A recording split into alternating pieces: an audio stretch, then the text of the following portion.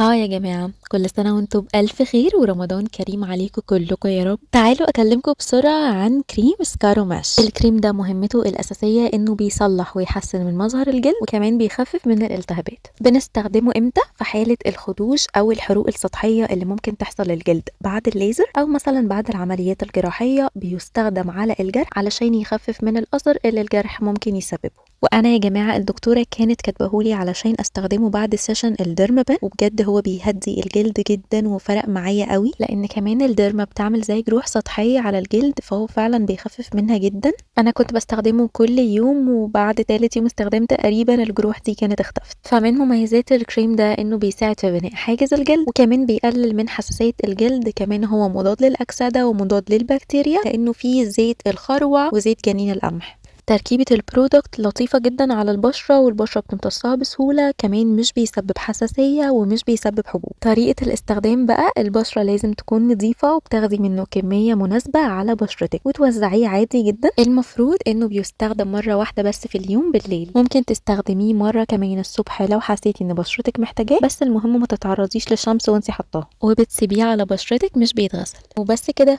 ما تنسوش لو عندكم اي سؤال تسيبهولي في الكومنتات، ولو لسه ما اشتركتوش في القناه لحد دلوقتي اشتركوا، كمان فعلوا جرس الاشعارات عشان يوصلكوا اشعار اول ما انزل اي فيديو جديد، ولايك وشير للفيديو ده مع صحابكم. وبس كده، باي باي.